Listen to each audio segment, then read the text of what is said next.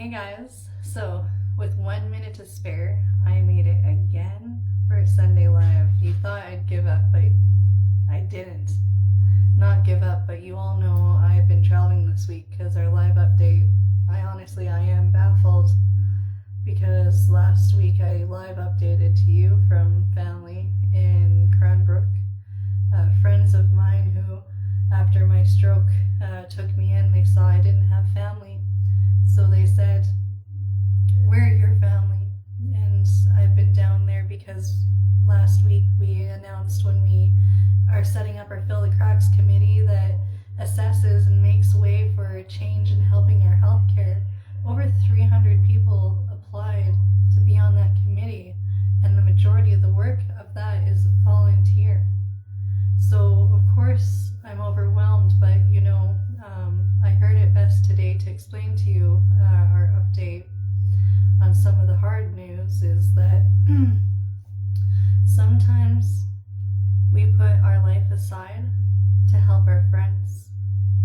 So Sunday, a good person to our organization, Freedom Adams, passed away suddenly at a young age, and we paused what we were doing, what I was doing, and I came to Edmonton to be here and to help because that's what friends do. And it's the whole reason why we're doing the Fill the Cracks. If you haven't heard about Fill the Cracks, a long time ago, and why I'm in this neck collar, I was told I had to fundraise $3,500 for myself to get my surgery. And when I looked at the group of 2,000 others at that time and did the math, I thought, this surgery needs to be accessible in Canada. And it turns out it's more than just getting doctors trained. We don't have the right equipment here. So that's why Fill the Cracks. We're helping these patients and we're working to get the right testing equipment to Canada. And as you see people who've been trying to reach out to me, I've been pretty busy on Facebook, not just traveling for bereavement and supporting our community, but for that, when we did our launch in December with our newsletter sharing patient stories and what our intentions are, and we asked patients to share out the newsletter where it's important, it was shared to doctors and where resources and paths are. And I've been having conversations on where we can help people and where the pinches have been. And I'm sorry to tell you, but if you've been watching these Sunday updates, you'd see a few weeks ago, we're still witnessing, even though that these patients have, and our group has spoken to Parliament and lit up Niagara Falls purple and done petitions, here we are, still people going blind in ER being told, I'm sorry, there isn't the right process for this. So before I continue to yatter, and I am sorry it is late, but that's what happens when you have to work hard to support not just your life, but honor friends' lives and be there for others. I want to talk about some of the people who in the last week in our update, whenever I'm sick, I have our volunteers who take over and take on the roles I do. We have quite a few volunteers who've been helping with Fill the Cracks. And I'm sorry for this being lengthy, guys, but since it's going late, we're going against algorithms anyways. I'm doing a little bit of an extra share on our update that isn't just straight to the bullet point.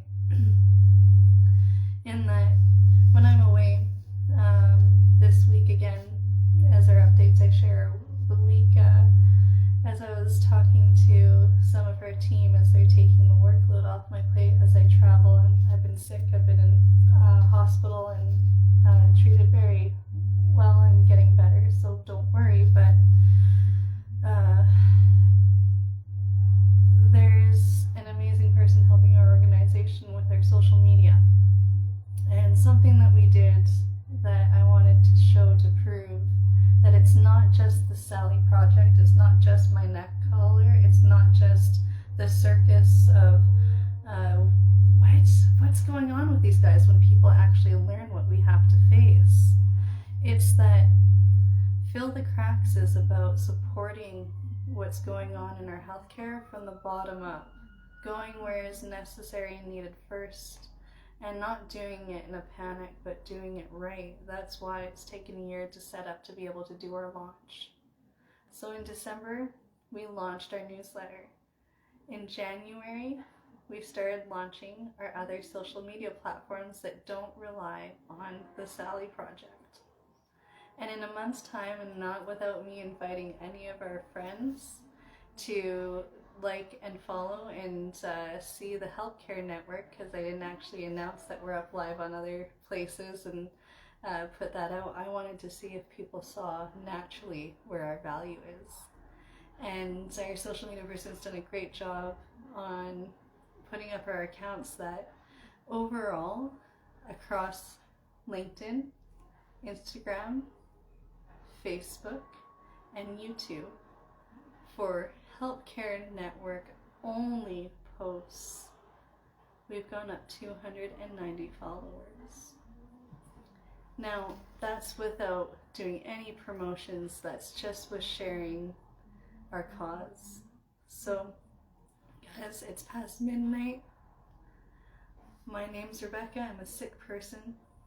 I have cranial cervical instability. It's led to Bow-Hunter syndrome. It all started with a spinal fluid leak that, if doctors had permission for processes, I could have gotten helped in the ER when I showed up there permanently going blind a long time ago.